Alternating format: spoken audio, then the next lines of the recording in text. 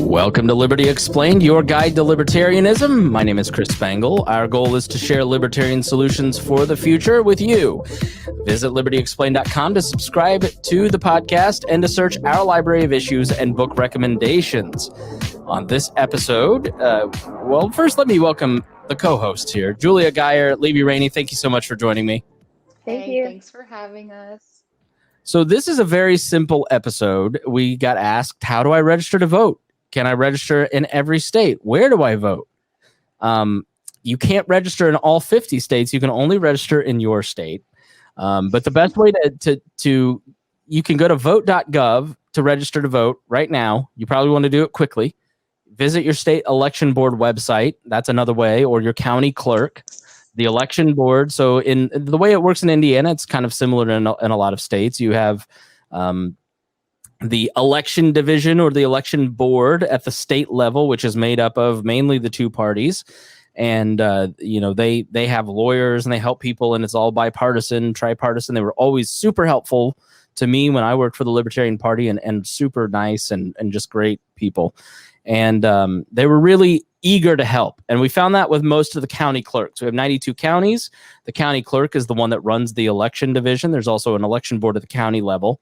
What we found a lot of times is that the county clerks don't fully understand election law. They're people that wanted to run for office. They're usually party hacks that are trying to run for another office, and they don't understand a ton about election law. And so they end up county clerk, and then all of a sudden they're running elections, and it's very confusing. And so the check and balance on that is your state election division.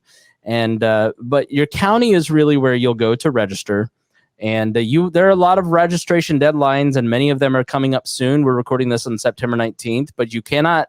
Some places have same-day voter registration where you could walk up on election day and register, but a lot of states need time basically to process your voter registration.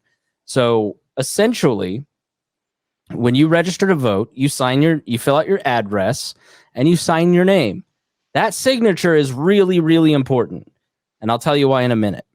Okay, so deadlines exist so the voter data can be processed and ready for poll workers on election day. When I walk into my local precinct, I see what in Indiana we call a wagon book, or a voter registration book, and it has my name, my address, the precinct I vote in, and my signature is scanned in there so they can see that. And then they ask me to sign my name next to my signature, and they compare it to make sure that I'm the person that I say I am. We have voter ID, so I have to show my driver's license here.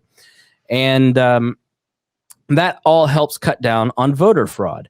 When you fill out an absentee ballot, they will compare that absentee ballot to the voter ID signature. And in a recount, essentially, and we're probably all going to learn this the hard way, in a recount, they take that voter ID signature and the in-person or absentee ballot, and they compare the signatures, and if they don't match, they toss them out. Now, in some cases, it's wildly different. It's the difference between my handwriting and Levy's handwriting, if she were forging my ballot, is wildly different.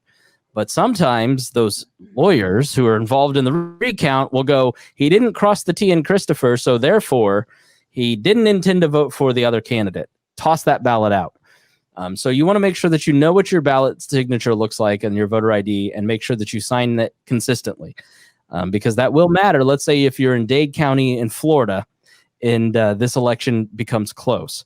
I've worked on recounts. One of my candidates that I volunteered for won by 3 votes. The other won by 14 votes. The Senate race in Minnesota was decided by less than 100 votes. While it's not common, it isn't rare. You can get recounts in your state happening a lot, and there are lawyers who are very good at trying to toss out ballots. So make sure you visit vote.gov to register. Go to your state election board website or call your county clerk. Check where your polling place is at. Make sure that you have everything squared away in terms of your voter ID card, your signature, know how to vote, know where to vote. And you can always call your county clerk and ask them. If they're not nice, call your election board at the state level, and they can help you. Now, a lot of polling places, like I think my polling place is different because I went to indianavoters.gov or .in.gov, and it's different than the place that I normally vote at. So with everything that's going on, there's going to be a lot of shifting things. And the people at the county clerk's office or the election board, the election division, they're there to help you. And they're usually very helpful.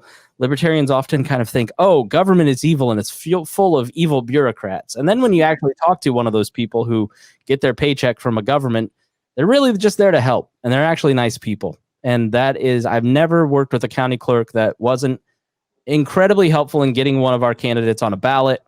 And so don't be afraid of just picking up that phone and asking for help. So are both of you registered to vote? Do you know where to vote, how to vote, all that stuff? Yes, sir.